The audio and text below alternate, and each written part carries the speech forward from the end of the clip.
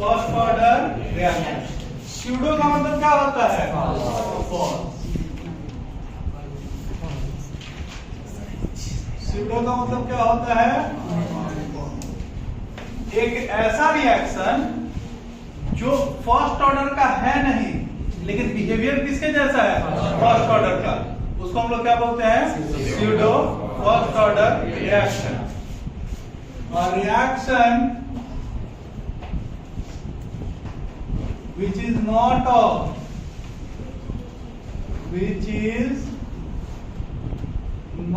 of first order but behaves as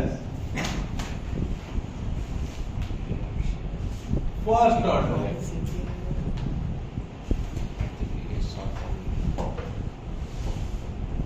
is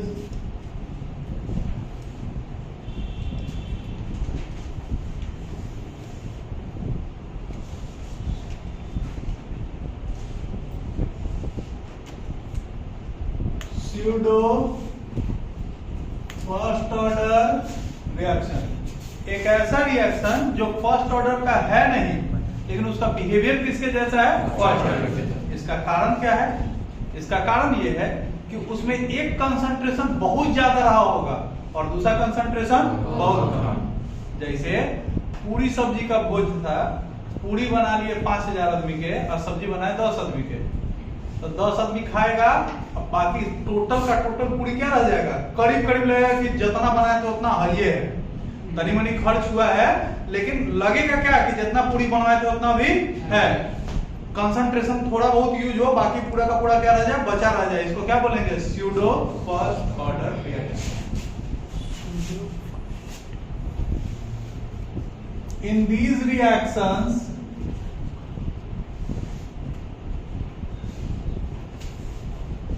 these reactions, concentration of one reactant is very, very higher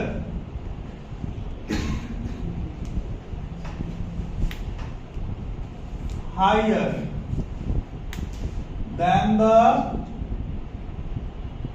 concentration of another reactant.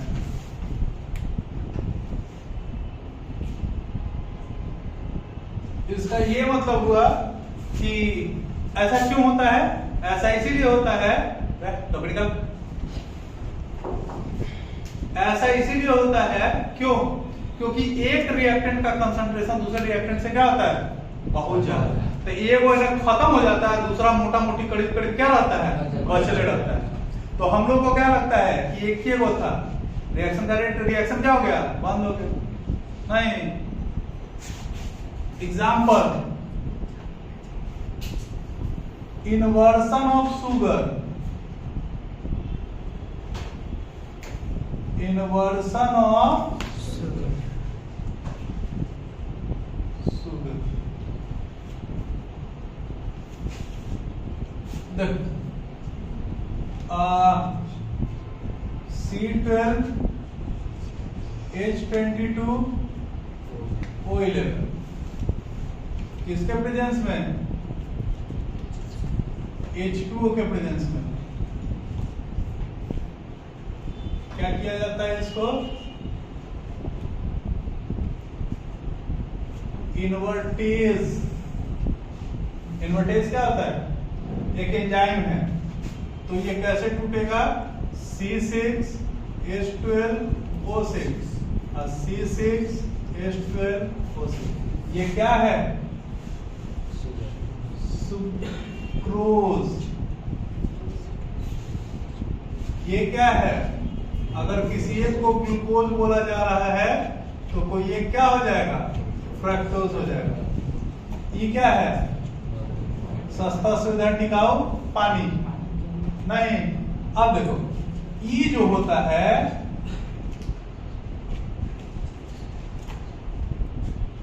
इसका concentration क्या होता है? बहुत ज्यादा। अगर इसका कंसंट्रेशन इसके कंसंट्रेशन के कंपैरिजन में बहुत कम होता है। तो रिएक्शन का रेट किसके ऊपर डिपेंड करेगा? खाली इसके ऊपर। ये रहेगा कि नहीं तो बहुते है, इसके कंसंट्रेशन से इसके कंसंट्रेशन को कोई ही नहीं है, कोई मतलब रिलेशन ही नहीं। ये बहुत एक इसका कंसंट्रेशन बहुत ज्यादा रहता है, ई खत्म हो जाता है, ये खत्म नहीं होता है। तो रिएक्शन का रेट किसके ऊपर डिपेंड किया? एक के ऊपर। लेकिन इसमें रिएक्टेंट का है दो गो, तो इसमें है दो गो रिएक्टेंट, लेकिन रिएक्शन का रेट कितने के ऊपर डिपेंड किया है? एक के ऊपर। इसीलिए कैसा स्यूडो फर्स्ट ऑर्डर रिएक्शन। इसमें अगर रेट लिखोगे ना तो क्या लिखोगे? K C12 H22 O11। बस, पानी नहीं है, पानी बहुत ज्यादा है नहीं। दूसरा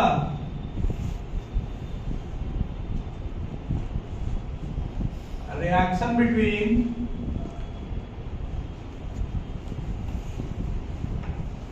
ethanol and ethanoic acid.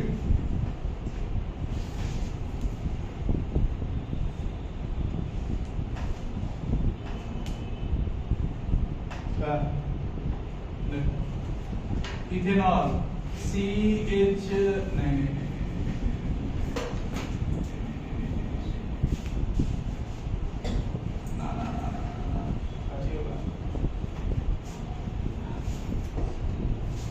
conversion of an ester back into alcohol and acid, carboxylic acid।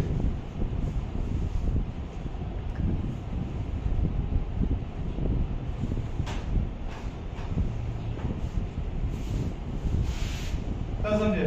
समझ गए? C2H5COO CH3COO C2H5। इसका नाम इथाइल इथानोएट। ये रिएक्ट कर रहा है वाटर के साथ, किसके प्रेजेंस में? H2SO4 के प्रेजेंस में। इकाची बन जाएगा CH3COOH और साथ में C2H5OH। इकाची है, ये है इथेनोइक एसिड। क्या है? इथेनोइक। और ये क्या है? It is ethanol. हाँ बोलो ना यार। ये क्या रहता है? एक्सेस अमाउंट में। काची में? एक्सेस। H2SO4 काची है? कैटलिस्ट है। कैटलिस्ट क्या होता है? रिएक्शन में पार्टिसिपेट करता है लेकिन यूज नहीं। रिएक्शन को फॉरवर्ड करवाया होगा, फॉरवर्ड नॉट फॉरवर्ड, रिएक्शन के रेट को बढ़ाया होगा लेकिन यूज ही हुआ नहीं, तो ये तो हट गया। बाकी अगर रिएक्शन का रेट लिखेंगे तो क्या लिखेंगे? K CH3COO बोलो। H2O के रेट के ऊपर डिपेंड, H2O के प्रेजेंस के ऊपर ये डिपेंड नहीं करेगा। इसीलिए कैसा ऑर्डर का reaction? Pseudo first order reaction. समझ गए? बोलो। अब देखो एक टॉपिक आता है रेडियो एक्टिविटी के।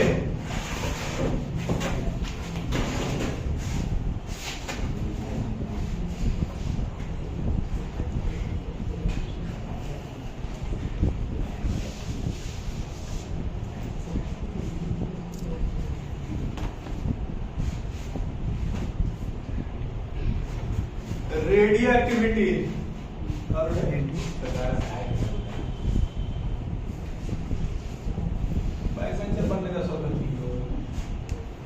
रेडियो एक्टिविटी हिंदी में क्या बोलते हैं? रेडियो धार्मिता या रेडियो सक्रियता। ठीक है। देखो किसको कहते हैं, द स्पॉन्टेनियस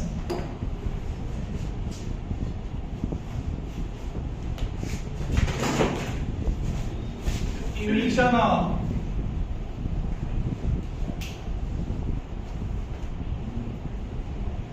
active particles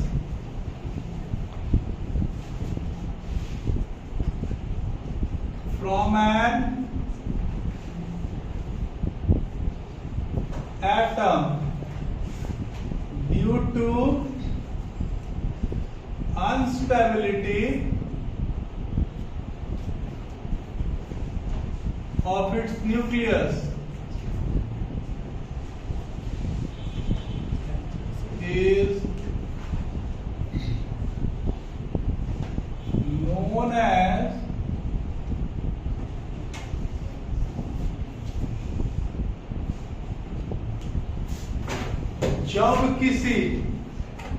जब एटम से अपने आप कुछ एक्टिव पार्टिकल्स निकलने शुरू हो जाए, क्या निकलना शुरू हो जाए,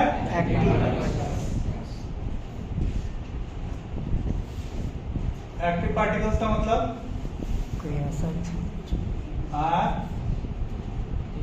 the particles which have capability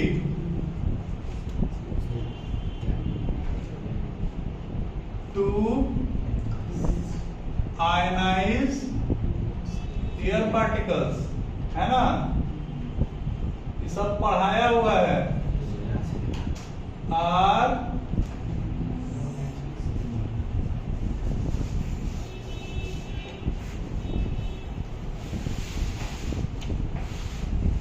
ऐसे पार्टिकल्स जिनके अंदर इतनी क्षमता है, कितनी क्षमता है कि वो हवा तक को आयनाइज कर दे, हवा तक को चार्ज कर दे, उसको हम लोग क्या बोलते हैं, एक्टिव पार्टिकल्स। ठीक है, जैसे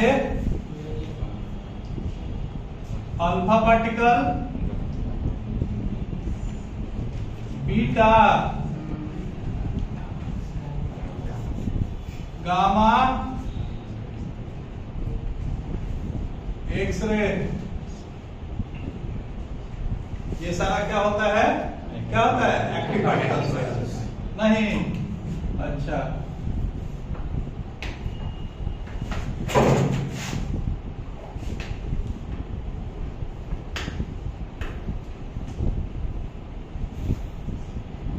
पेरेंट एटम, वो एटम या वो पेरेंट एटम कर लो या पेरेंट एलिमेंट कर लो,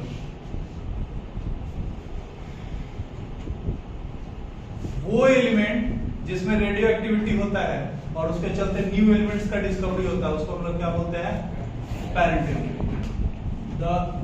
an element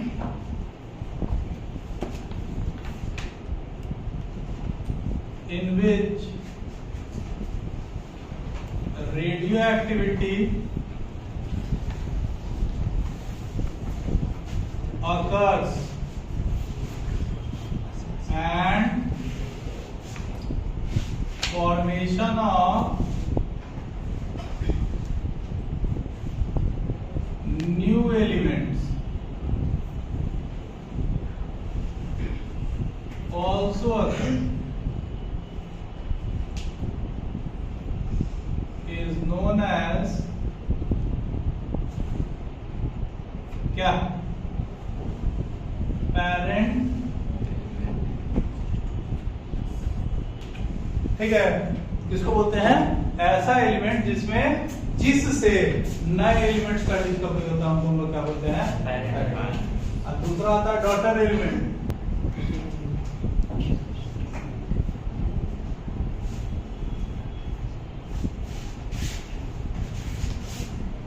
the new element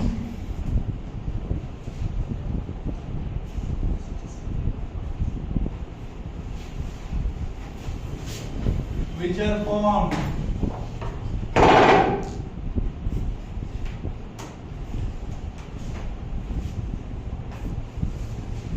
to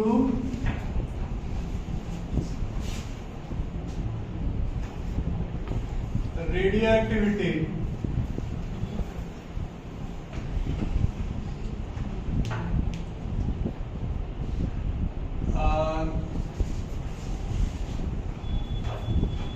known as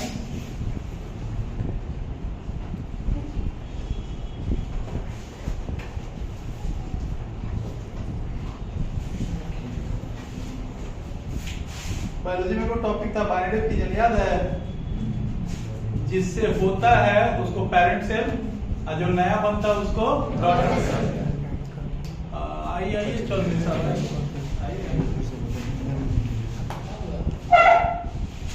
क्या बोल रहे थे? Parent element and daughter. तो जैसे यूरेनियम का जब डिसोसिएशन होता है तो थोरियम में और प्लूटोनियम में। तो यूरेनियम हो गया पेरेंट एलिमेंट, थोरियम प्लूटोनियम हो गया क्या? Daughter element. ठीक है। अब यूरेनियम पे जब slow moving particles neutron, proton, neutron जैसे हेवी पार्टिकल्स को, इलेक्ट्रॉन में मास नहीं होता है, तो इन पार्टिकल से जब टकराया जाता है तब न्यू डॉटर एलिमेंट्स का फॉर्मेशन होता है। तो जो चीज जाके टकराता है उनको हम लोग बोलते हैं प्रोजेक्टाइल। क्या बोलते हैं? Projectile. Projectile. A particle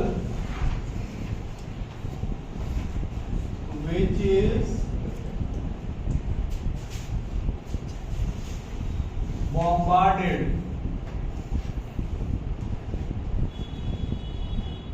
with high speed on parent element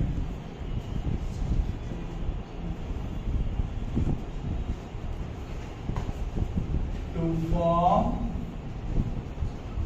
daughter element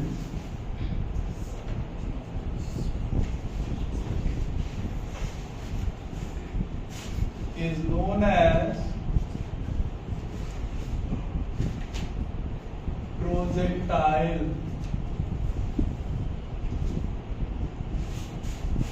ठीक है। जैसे neutron, proton, neutron.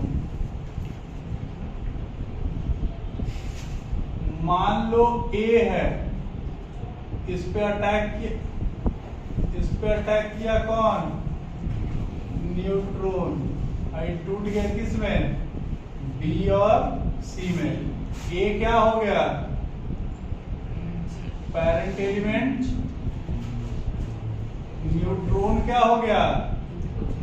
Projectile. B और C क्या हो गया? डॉटर।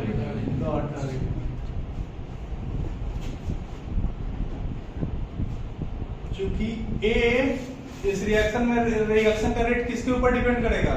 A के ऊपर। जितने भी radioactive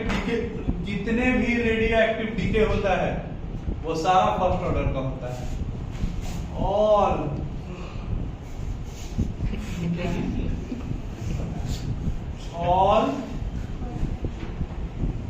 radioactive DK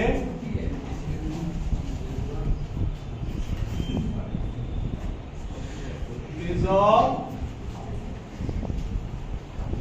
first order reaction। जितने भी रेडियोएक्टिव डीके होते हैं वो सारे किस ऑर्डर के होते हैं? First order. काहे? रिएक्शन का रेट केवल एक ही एक ही को टूट के 2, 4, 5, 10 में टूट रहा है। ठीक है। इसीलिए रिएक्शन का रेट केवल किसके ऊपर डिपेंड कर रहा है? एक के ऊपर। इसीलिए इसको हम लोग क्या बोलते हैं? ठीक है। डीके मतलब टूट जाना, सड़ जाना। सड़ेगा तो टूटेगा, नहीं टूटेगा। ये हो गया, ये हो गया। अब कोलिजन थ्योरी क्या होता है? इलेक्ट्रॉन का मतलब क्या होता है? उसी में है। Electron, proton, neutron, positron, neutron, neutrino, anti neutrino, neutrino, positrino, ठीक है। ये सारा जो होता है वो एटम के अंदर ही रहता है। These all are fundamental particles, ठीक है। लेकिन हम लोग को केवल किसके बारे में जानना होता है? Electron, proton, neutron. एक्चुअल में हमको भी नहीं पता न्यूट्रॉन किसको कहते हैं, हमको नहीं पता, ठीक है। ये याद करना मतलब ये कराएगा। जैसे हीलियम के ऊपर 2+ का चार्ज है तो ये क्या हो गया? Alpha particle. इस तरह न्यूट्रॉन भी कुछ होता होगा, मुझे इतना पता है कि ये पॉजिटिवली चार्ज पार्टिकल।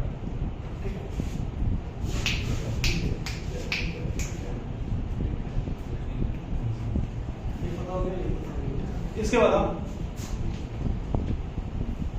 घास घास घास कालिदास घास से आगे बढ़ रहा है।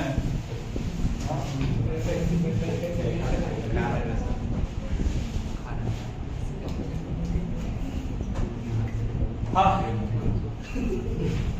काम का ओळखला चालू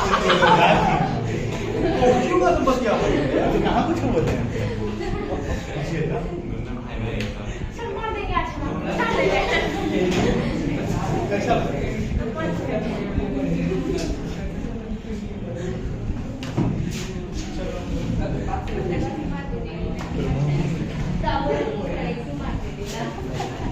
चोट लग गया ना फालतू में देख बता देंगे आपको। नहीं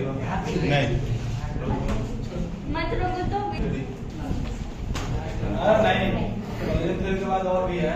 कॉलिजन थ्योरी है, फिर उसके बाद एक्टिवेशन एनर्जी है, फिर उसके बाद कैटलिस्ट का फंक्शन है, फिर रिवर्सिबल रिएक्शन के ऊपर इसका इफेक्ट, फिर आर्हीनियस इक्वेशन है, तब जाके आज कल वाले चलो टॉपिक क्या है? Collision theory.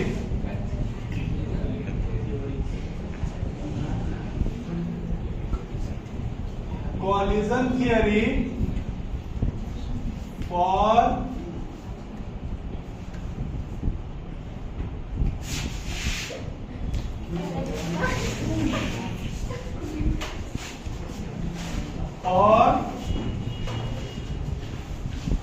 formation of products।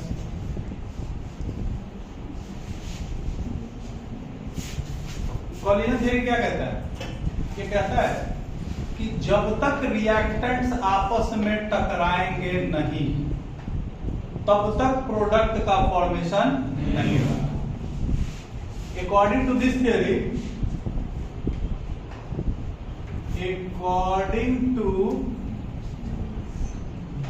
Theory, products can only be formed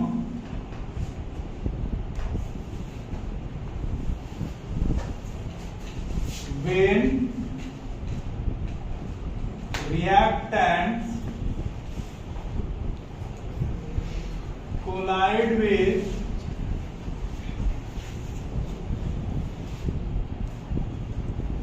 each other।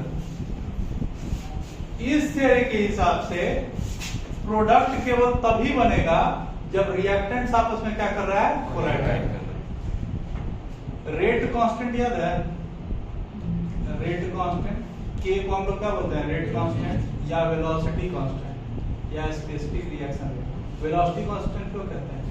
क्योंकि जब रिएक्टेंट्स आपस में टकराता है तो टकराने के लिए क्या होना चाहिए उसके पास? वेलोसिटी। और कांस्टेंट इसीलिए क्योंकि हर रिएक्टेंट्स के टकराने का जो स्पीड होता है वो क्या होता है? अलग अलग। क्यों? क्योंकि सबका काइनेटिक एनर्जी क्या होता है? अलग अलग। जो जल्दी जाके टकराएगा जल्दी प्रोडक्ट बनाएगा, जो देर से टकराएगा देर से प्रोडक्ट बनाएगा, ठीक है। ये टॉपिक समझ में आया क्या? कि रिएक्टेंट्स तभी प्रोडक्ट बनाएगा जब वो आपस में क्या कर रहा है? टकरा रहा है, ठीक है। अब इसमें कुछ टॉपिक्स आते हैं।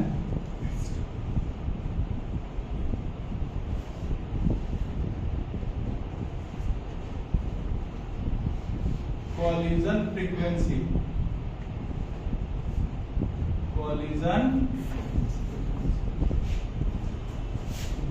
the number of reactant particles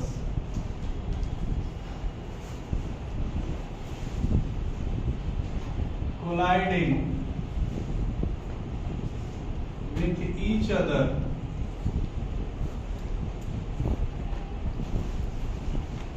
पर सेकेंड, फ्रीक्वेंसी है तो पर सेकेंड आया होगा, in a given volume is known as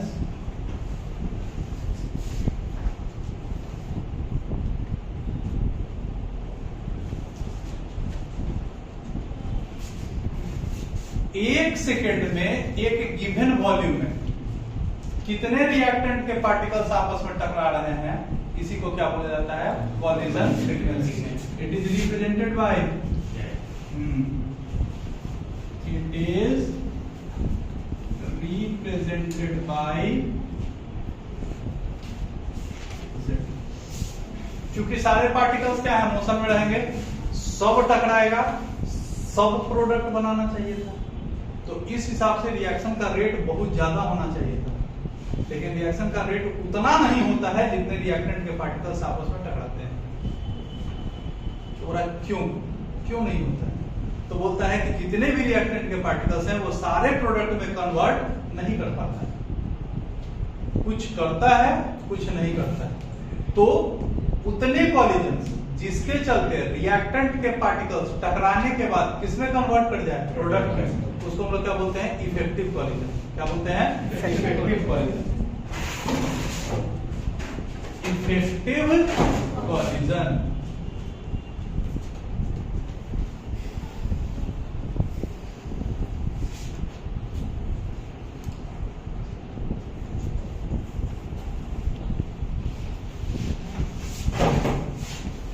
number of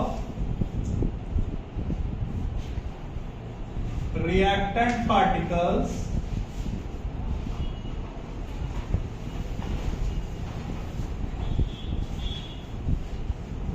colliding with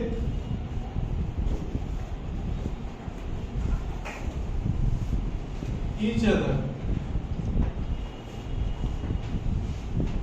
and form product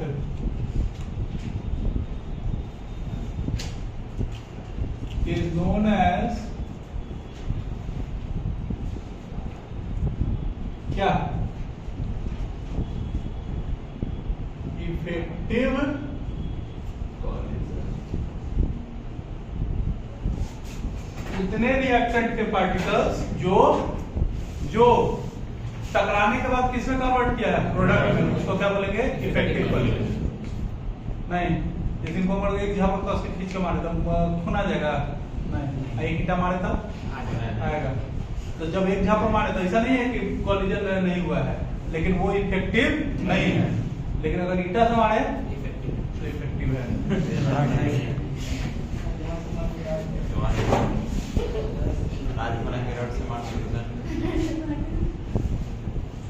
अब देखो, जो आदमी जैसन चीज से मार खा रहा है वही चीज बताएगा।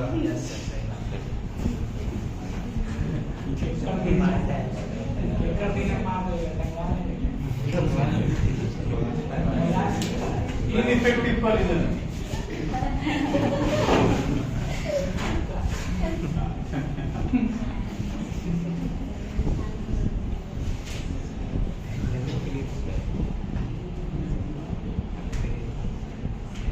अरे ऐसा नहीं, ये गलती है। Collision, collision in which reactant particles collide। और दूसरा, the collision in which product is not formed, product is not formed is known as क्या, इनइफेक्टिव कॉलिजन। ठीक है, यानी कॉलिजन जो हुआ ये कितने तरह का हुआ, दो तरीके का, एक इफेक्टिव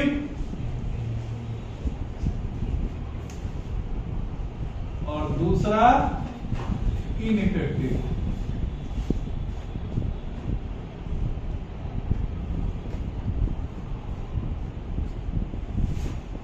अगर इफेक्टिव है तब तो ठीक है, और अगर नहीं है तो क्यों नहीं है? इफेक्टिव इनइफेक्टिव इसीलिए नहीं है क्योंकि इसमें है बैरियर। क्या है? बैरियर। इफेक्टिव कोलिजन क्यों नहीं है? क्योंकि इसमें कुछ क्या है? बैरियर। बैरियर का मतलब क्या होता है?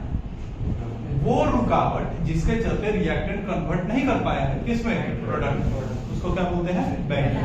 Hindrance, barrier, obstacles. है बैरियर दो तरीके का, एक एनर्जी बैरियर। क्या है? Energy barrier. और दूसरा orientation barrier. Orientation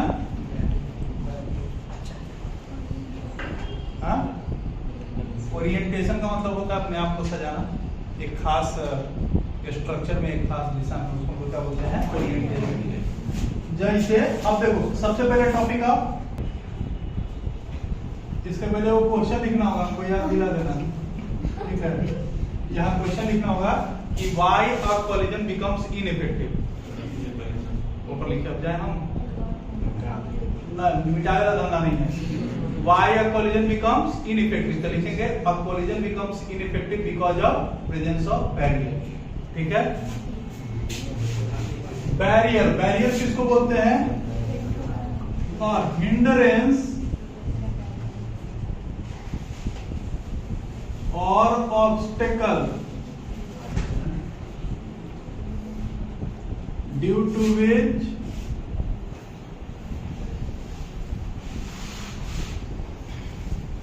product is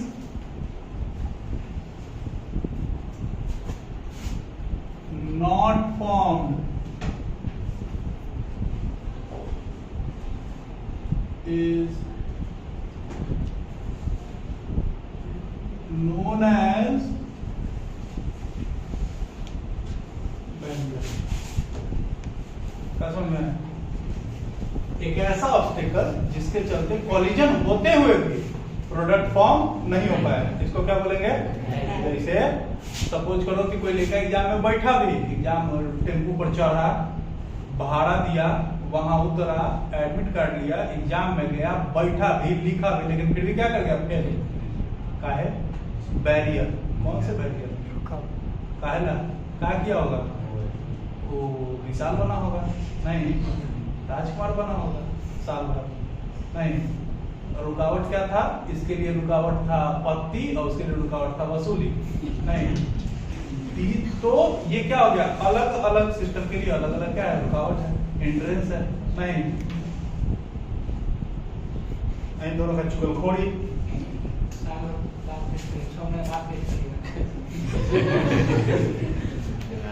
कहाँ? सिस्टम से आपको समझाएगा। जिसका सिस्टम समझ में नहीं आया वो हमको सिस्टम समझा रहा है। नहीं, हम बता रहे हैं तुमको, हम तुमको बताए कि तुम हमको क्या ही सिस्टम समझाओगे यार, तुम मैथ्स का किताब नहीं खरीदोगे। सिस्टम का रूल है, हम वही तो बता रहे हैं। पूरा का पूरा डिफरेंशिएशन पार कर गया।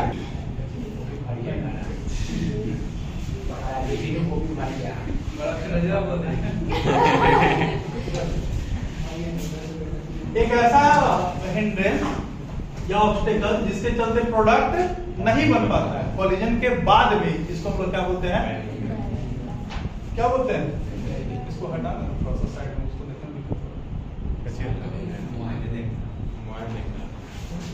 उसको हम लोग क्या बोलते हैं? बैरियर। बैरियर कितने तरीके का? दो तरीके का। It is of two types. It is of two types. पहला क्या है? Energy barrier. पहला क्या है? Energy barrier. एक रिएक्टेंट के पास इतना मिनिमम एनर्जी होना ही चाहिए ताकि वो अपने बीच लगने वाले बॉन्ड को क्या कर दे, तोड़ दे और किसमें कन्वर्ट कर जाए, प्रोडक्ट। इसको हम लोग क्या बोलते हैं, एनर्जी। और reactant must have minimum energy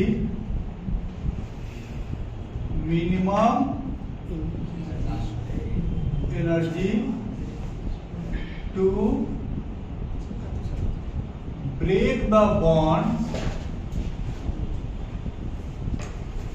and get converted into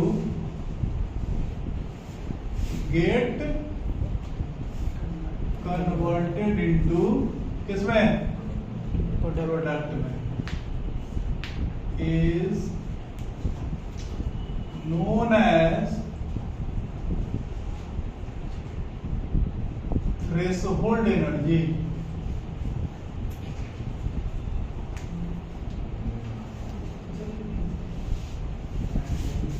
वो मिनिमम अमाउंट ऑफ एनर्जी जो चाहिए ही चाहिए ताकि रिएक्टेंट कन्वर्ट कर जाए किसमें, प्रोडक्ट में। पहला अपने बीच का जो बॉन्ड उसका लग रहा है उसको तोड़ के, उसको हम लोग क्या बोलते हैं, threshold energy.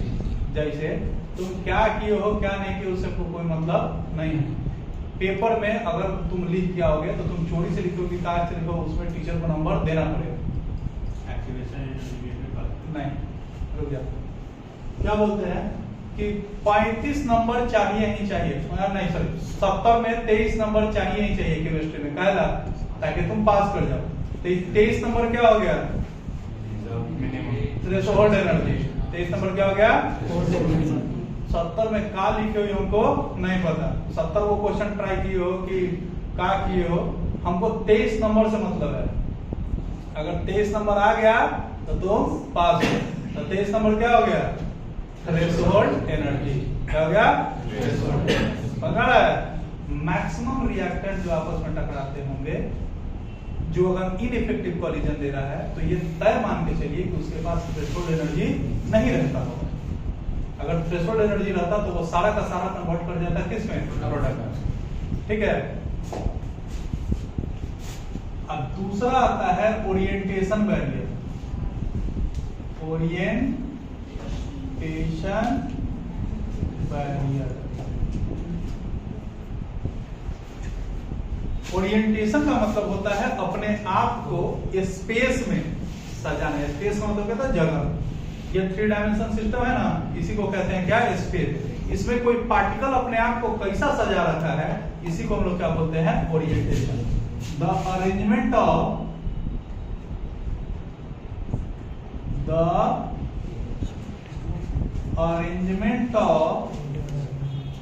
particles in space is known as orientation। Example समझाते हैं, समझना।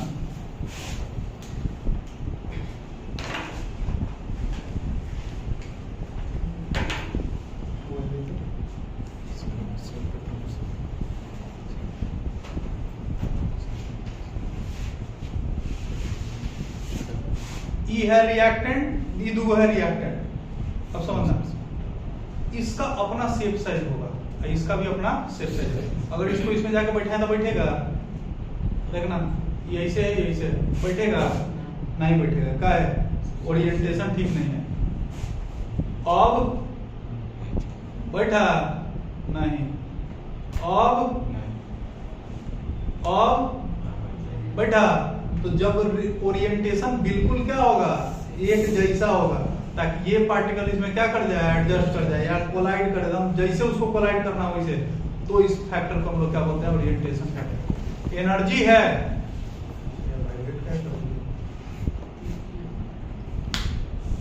एनर्जी इसके पास है, आया तो पूरा तेज से आके इसी से टक ऐसे ऐसे आके टकरा रहा है, प्रोडक्ट बन रहा है नहीं, क्या है कि ओरिएंटेशन सही नहीं है। तो एनर्जी रहने के बावजूद भी ओरिएंटेशन अगर सही नहीं है तो वो प्रोडक्ट फॉर्मेशन नहीं करेगा। और बताते हैं ये अलग है, ये अलग है, आगे में कोई एडजस्ट करेगा नहीं, इसका भी ओरिएंटेशन ठीक नहीं। समझ में आ रहा है? देखो एग्जांपल देते हैं, समझना।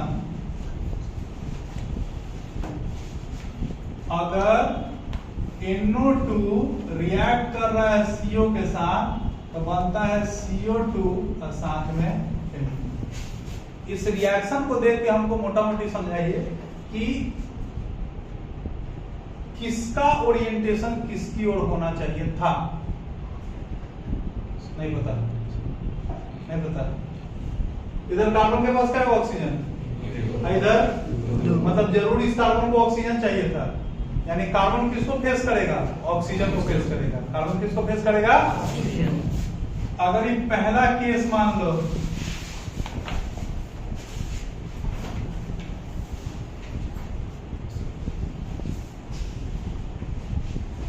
NO2 है, ये रिएक्ट कर रहा है किसके साथ?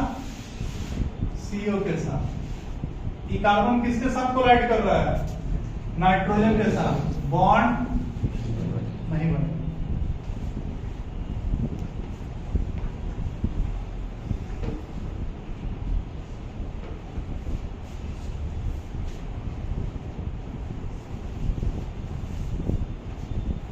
ये ऑक्सीजन किसके साथ कोलाइड कर रहा है? बॉन्ड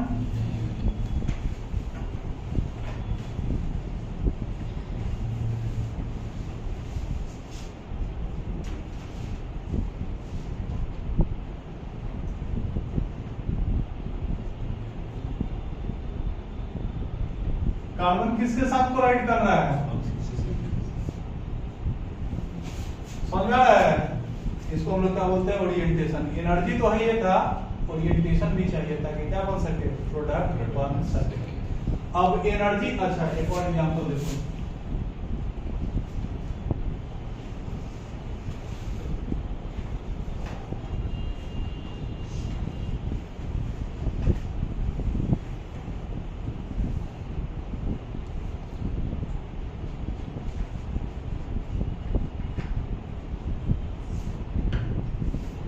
क्लोरीन के ऊपर कैसा चार्ज? Negative charge. OH के ऊपर कैसा चार्ज?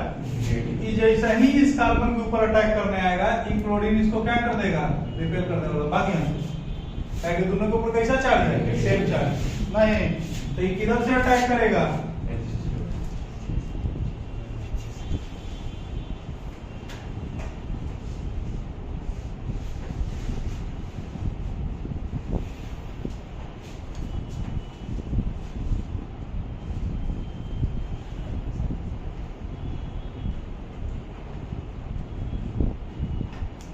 देख रहा है?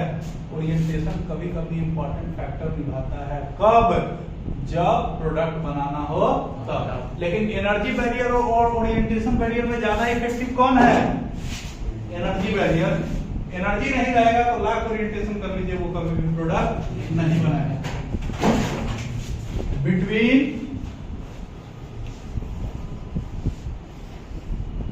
Energy barrier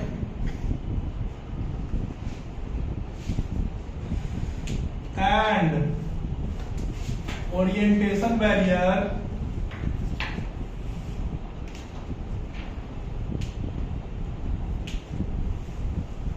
energy barrier is more significant. Energy barrier is more significant.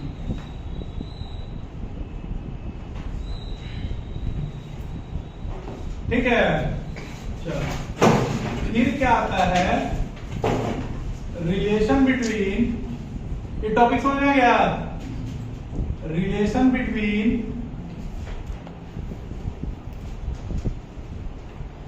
किसके एंड किसके?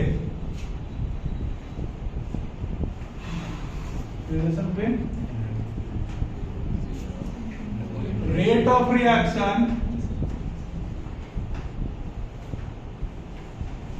and collision frequency and collision factor या collision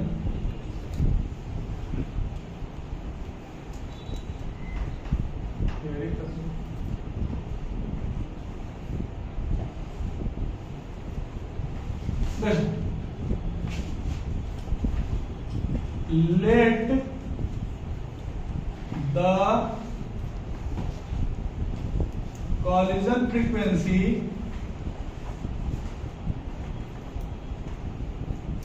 Bz and F be the fraction of particles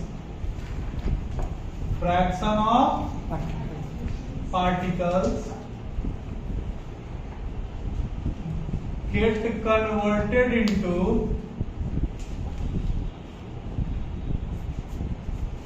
products। मान लीजिए कि 100 पार्टिकल टकरा रहा है जिसमें से 1/4 फ्रैक्शन का मतलब क्या होता है, कुछ बटा कुछ, 1/4 ऐसा है मान लो जो प्रोडक्ट में कन्वर्ट कर रहा है, तो रिएक्शन का रेट 1/4 100 करेंगे तो कितना आएगा 25। तो रिएक्शन 25 के ऊपर डिपेंड करेगा कि 75 के ऊपर डिपेंड करेगा, 25 के ऊपर, ताकि 75 के ऊपर वो प्रोडक्ट में कन्वर्ट नहीं कर रहा है। तो रेट ऑफ रिएक्शन क्या हो जाएगा, रेट ऑफ रिएक्शन हो जाएगा बाबू Z into F। Rate of reaction क्या हो जाएगा Z का मतलब कै को पार्टिकल टकरा रहा है और फ्रैक्शन में कै को है, ठीक है।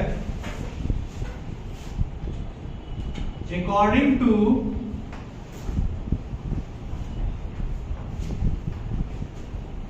Kinetic molecular theory of gases, kinetic molecular theory of gases, the energy of particles या energy of fraction of particles, fraction of particles is given by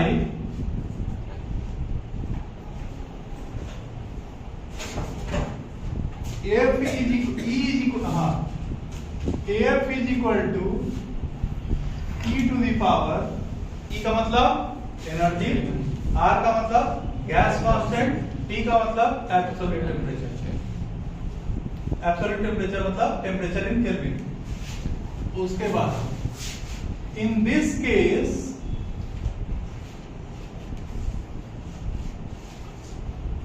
energy of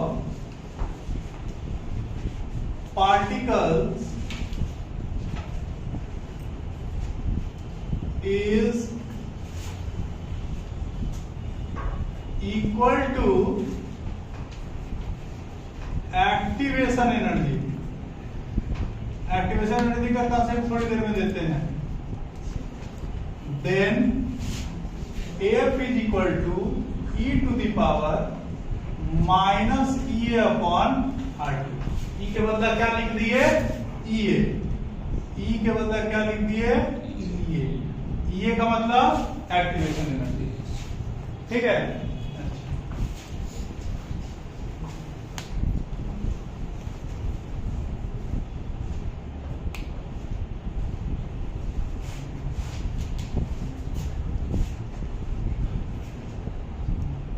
इसको मान लो दूसरा, इसको मान लो तीसरा। Putting the value of 3, putting the value of 3 इन कहां पे 1 में, तो रेट ऑफ रिएक्शन बराबर क्या हो जाएगा Z into E to the power minus EA upon RT हो जाएगा। We know that हम लोग क्या जानते हैं कि रेट ऑफ रिएक्शन जो होता है वो डायरेक्टली प्रोपोर्शनल होता है किसके? रेट कांस्टेंट के। किसके? रेट। तो जहां रेट ऑफ रिएक्शन है वहां रेट कांस्टेंट लिख दें? नहीं, is equal to z into e to the power minus e into R T. If orientation factor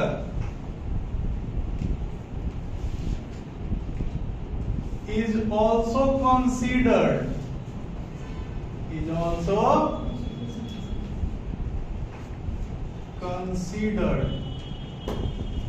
then k is equal to हो जाएगा p into z into e to the power minus e upon rt। जहां p क्या है?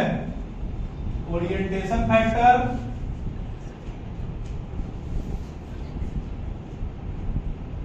Z क्या है? Collision frequency,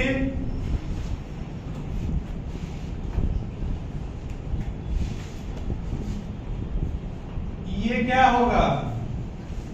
activation energy,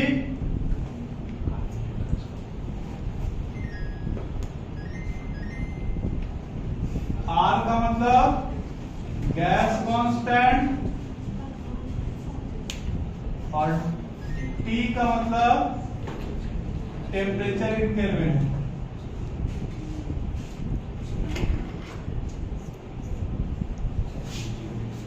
ठीक है, दिख रहा है?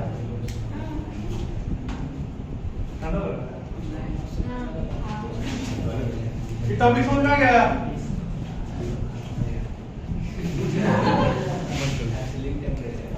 Absolute temperature मतलब temperature in kelvin.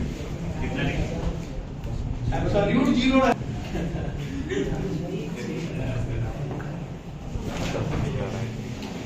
Temperature dependence of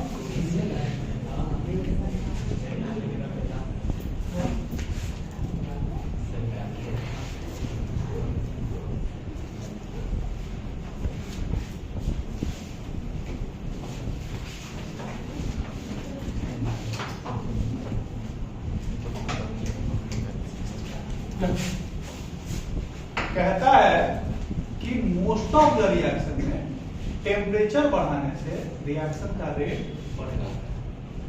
most of the reaction में टेम्परेचर बढ़ाने से रिएक्शन का रेट बढ़ेगा।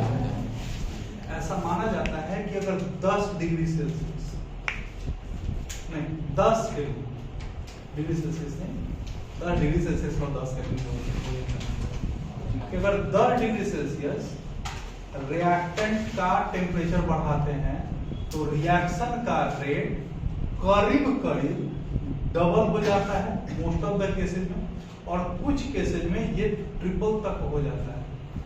मान लो कि कोई रिएक्शन 50 डिग्री सेल्सियस पे, ठीक है,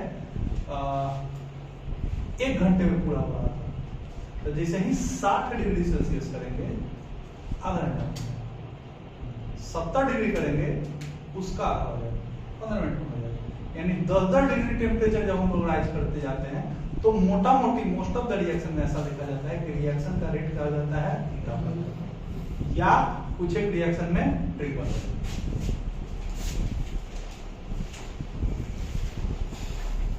temperature coefficient, temperature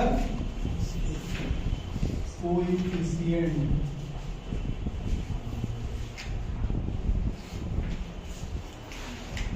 the ratio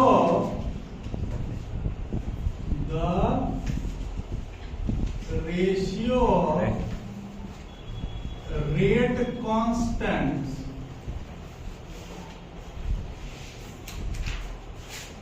of reactions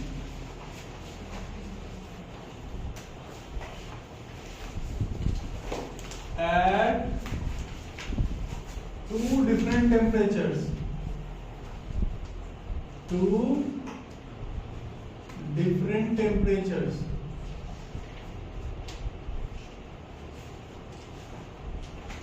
is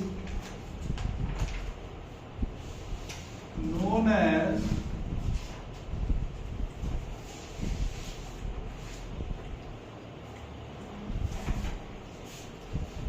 temperature coefficient.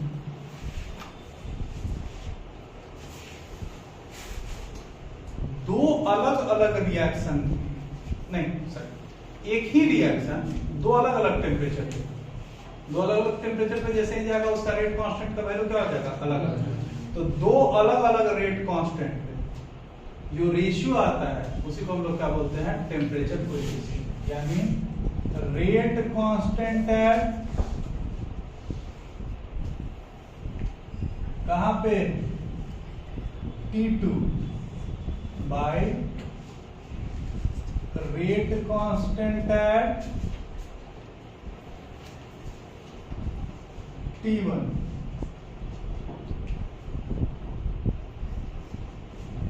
अब समझो कि बोल क्या रहा है और कंडीशन ये होना चाहिए कि T2 बड़ा होना चाहिए T1 से।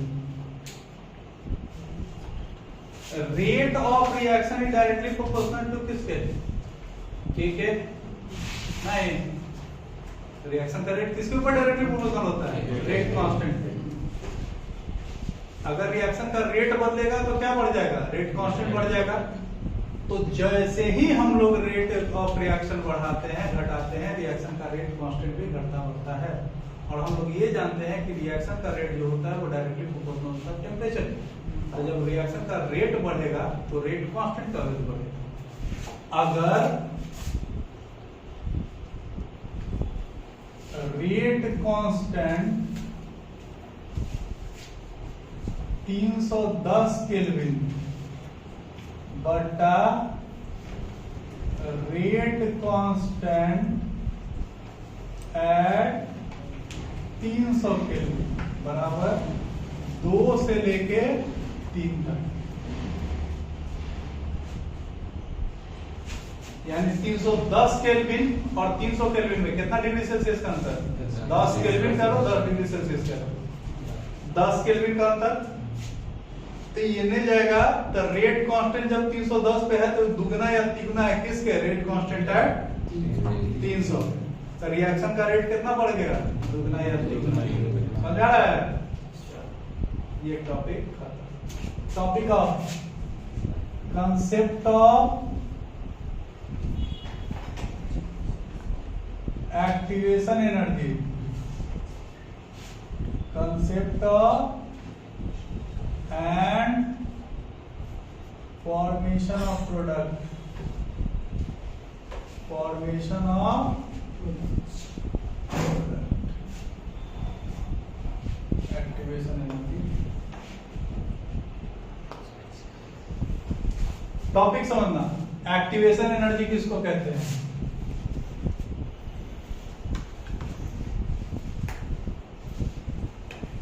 Activation energy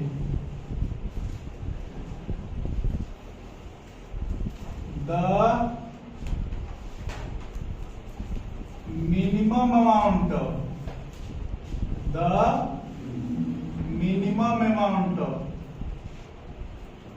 energy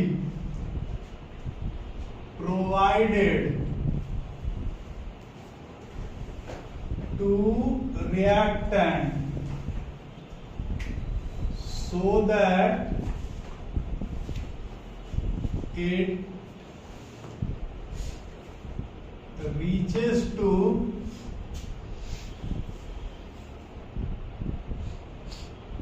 threshold energy is known as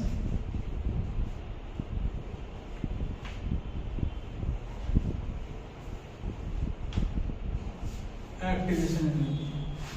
वो मिनिमम अमाउंट ऑफ एनर्जी जो किसी भी रिएक्टेंट को दिया जाए ताकि वो कहां पहुंच जाए थ्रेशोल्ड एनर्जी तक।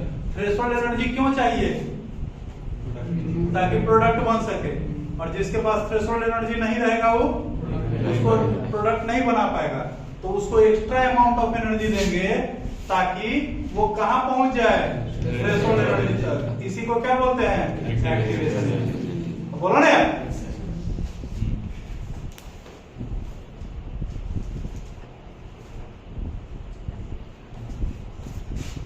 इधर क्या है, पोटेंशियल एनर्जी,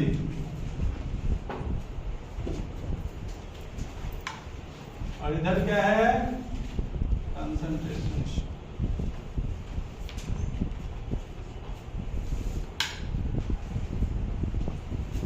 ठीक है, देखो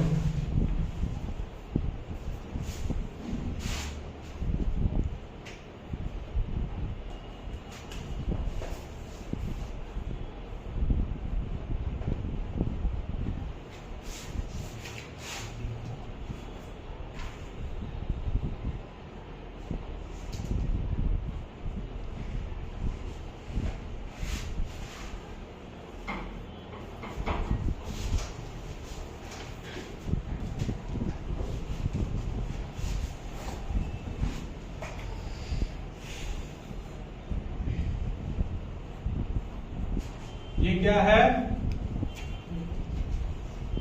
रिएक्टेंट, ये क्या है, product.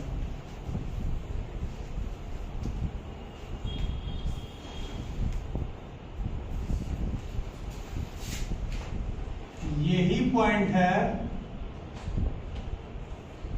E not. E not मतलब थ्रेशोल्ड एनर्जी। गाना सुना हुआ था, साजन मेरा उस पार है, सुना हो, यही है वो। नहीं, इनमें है रिएक्टेंट, आई है दशरथ मान जी, नहीं वो पटिकाची है कर प्रोडक्ट। जब तक कि पहाड़ पार नहीं करेगा तब तक वो प्रोडक्ट में कन्वर्ट नहीं करेगा। रिएक्टेंट के पास इतना एनर्जी होना ही चाहिए, कितना एनर्जी, थ्रेशोल्ड एनर्जी दोबारा, ताकि वो कन्वर्ट कर जाए किसमें, नहीं, तो जिसके पास नहीं है कैसे होगा,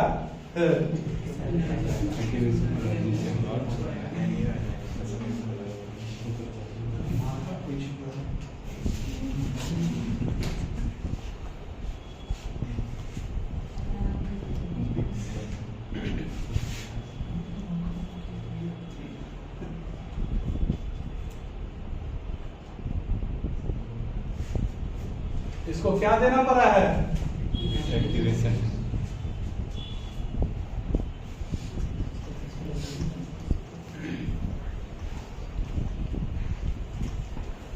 क्या देना पड़ा इसको, बोलो ना, एक्टिवेशन। जैसे अरे हो गया, हम पट्टी फाड़ देंगे।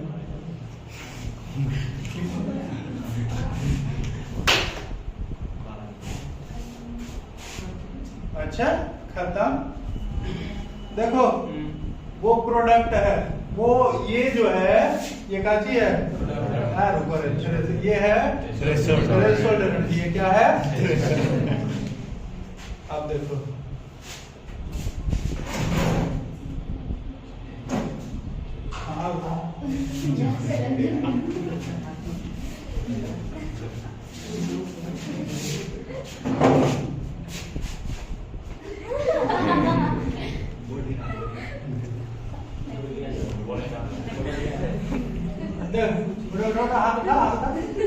देख बड़ बात, यहाँ से हाथ भी पहुंचा, यहाँ तक इनके पास काची है, एनर्जी है, काची एनर्जी है इनके पास। ये है थ्रेशोल्ड एनर्जी, ये है एनर्जी ऑफ रिएक्टेंट, काची है। अब देखो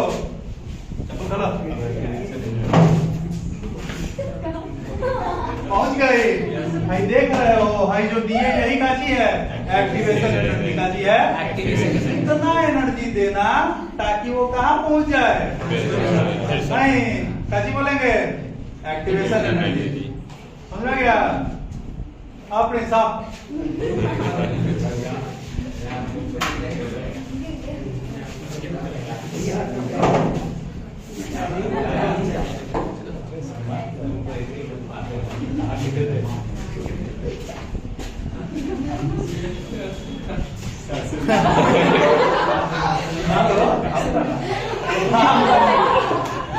बता दिया क्या है। इस रिएक्टेंट के पास इसका अपना एक्टिवेशन एनर्जी इतना था, मतलब थ्रेशोल्ड एनर्जी था, किसको एनर्जी देने का जरूरत नहीं था। समझ में गया। समझा गया कि जरूरी नहीं है कि सारे रिएक्टेंट्स को क्या दिया जाए, एक्टिवेशन एनर्जी दिया ही जाए। बहुत सारे ऐसे रिएक्टेंट जैसे सोडियम आधार होता है, उसके पास इतना एनर्जी है कि वो कन्वर्ट कर जाए किसमें, प्रोडक्ट में। लेकिन एल्युमिनियम उतना एनर्जी नहीं, उसको एनर्जी क्या करना पड़ेगा, देना पड़ेगा। जो एक्स्ट्रा एनर्जी दी है इसी को क्या बोलेंगे, समझ में आया? अब देखो activation energy and formation of product. जब एनर्जी देते हैं तो क्या होता है, एक्टिवेशन एनर्जी देते हैं तो क्या होता है? देखो सबसे पहले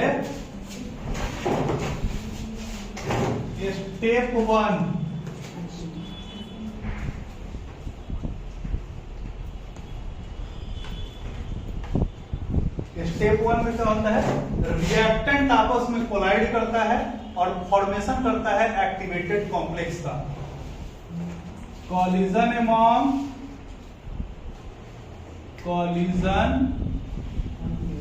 among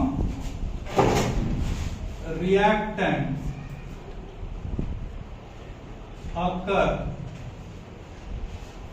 and क्या बनता है, activated complex and activated complex is formed upon providing क्या, एक्टिवेशन एनर्जी। एक्टिवेशन एनर्जी देने के बाद क्या बनेगा, एक्टिवेटेड कॉम्प्लेक्स। और ये activated complex highly unstable nature का होता है, which is highly unstable energy।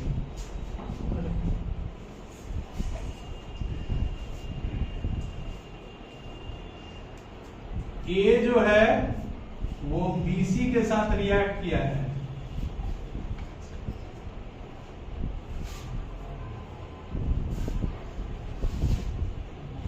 पहले खाली बॉन्ड किसके बीच में था, बी और सी के बीच में।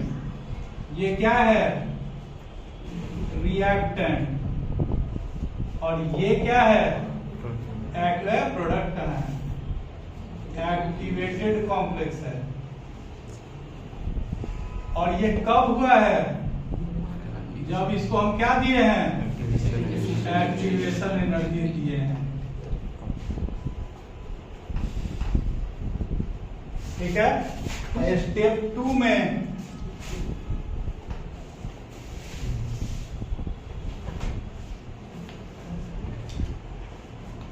Activated complex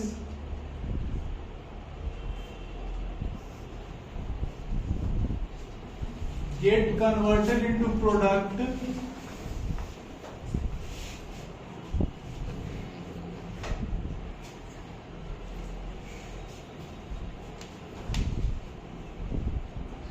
upon release of energy, upon release of energy. हम दिए थे, एनर्जी दिए तो क्या हो गया, अनस्टेबल। अब जब तक एनर्जी रिलीज नहीं करेगा तब तक क्या नहीं बनेगा, प्रोडक्ट नहीं बनेगा। तो ये जो एक्टिवेटेड कॉम्प्लेक्स था ए,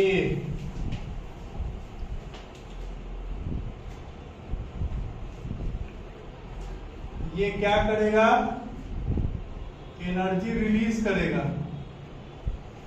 और कन्वर्ट कर जाएगा किसमें, प्रोडक्ट में। AC प्लस भी था,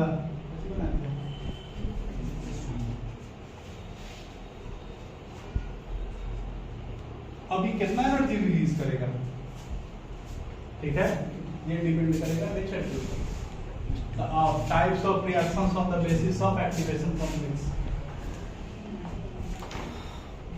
types of reactions on the basis of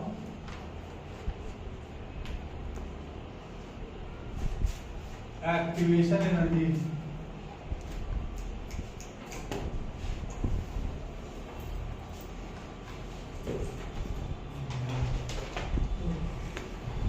activation energy के बेसिस पे कितने तरह का रिएक्शन होता है।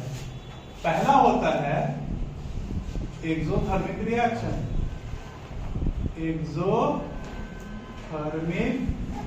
रिएक्शन, एक्सोथर्मिक किसको बोलते हैं? हीट ज्यादा प्रोड्यूस, जिसमें हीट प्रोड्यूस हो रहा है, ऐसा एक्टिवेशन एनर्जी भी क्या बोलेंगे। अगर हम जितना एक्टिवेशन एनर्जी दिए थे उससे ज्यादा अगर एनर्जी क्या कर रहा है, रिलीज कर रहा है, तो ये क्या हो गया? Exothermic. A reaction which produces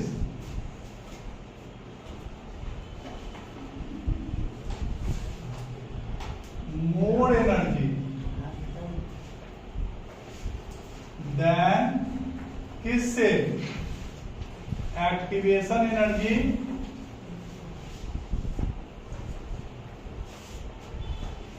provided is known as कैसा? Exothermic reaction. एक ऐसा रिएक्शन जिसमें प्रोडक्ट जो है वो ज्यादा एनर्जी, मतलब प्रोडक्ट बना तो उस समय ज्यादा एनर्जी प्रोड्यूस हुआ। किससे? जितना एनर्जी हम उसको दिए थे उससे। क्या बोलेंगे उसको?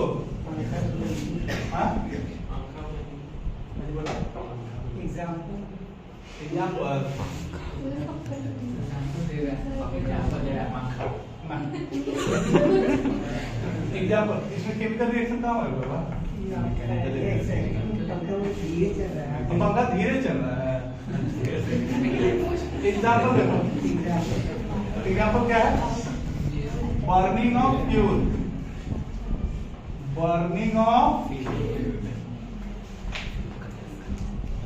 घर में एलपीजी का जला सिलेंडर जो तितकी मारता है तो तुम कितना छोटा रहता है, लेकिन उससे जो बर्नर जलता है वो कितना ज्यादा एनर्जी प्रोड्यूस करता है। तो जितना हम लोग एक्टिवेट, अगर ऐसे जला के इसे बैठल है खोल के, आग पकड़ेगा उठा में, तो उसको थोड़ा बहुत एक्टिवेशन एनर्जी देना पड़ेगा। उतना कम एक्टिवेशन एनर्जी दिए है लेकिन वो एनर्जी क्या दे रहा है? बहुत ज्यादा प्रोड्यूस कर रहा है। इसी को हम लोग क्या बोलते हैं? Exothermic reaction. समझ रहा है? कोयला में तनी मनी जलाए और जल के खूब धा दे रहा है, काची हो गया? एक्टिवेशन। क्या बोलते हैं? Exothermic reaction. दूसरा एंडोथर्मिक रिएक्शन।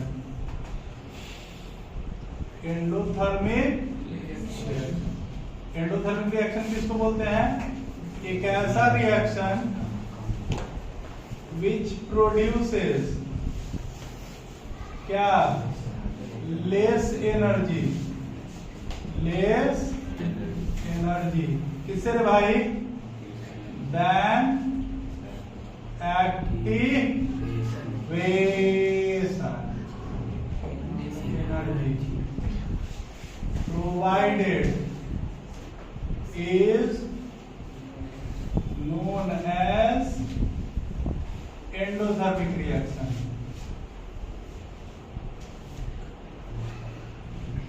एक ऐसा रिएक्शन जिसमें हम एक्टिवेशन एनर्जी ढेरे मनी दिए थे लेकिन जो एनर्जी प्रोड्यूस हुआ उतना ज्यादा प्रोड्यूस नहीं हुआ। क्या बोलेंगे उसको? जैसे खाना पकाते हैं हम लोग तो 1 घंटा चावल को एनर्जी अगर दिए तो जितना एनर्जी हम देते हैं उतना एनर्जी वो रिलीज करता है? नहीं करता है। हम लोग एनर्जी कितना देते हैं? नीचे से बर्नर से कंटिन्यूअसली उसको ध्यान दे रहे हैं, लेकिन बनने के बाद वो उतना ज्यादा एनर्जी रिलीज कर पाता है? नहीं। ऐसा रिएक्शन एंडोथर्मिक रिएक्शन। दूसरा कुकिंग ऑफ फूड।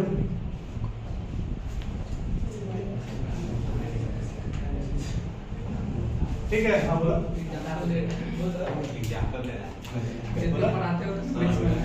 पढ़ाते हैं तो समझ में नहीं आता। जितना पढ़ाते हैं उसमें ज्यादा समझ में आता है, वही से एग्जांपल दे रहा है। अच्छा, कम समझ में आता है।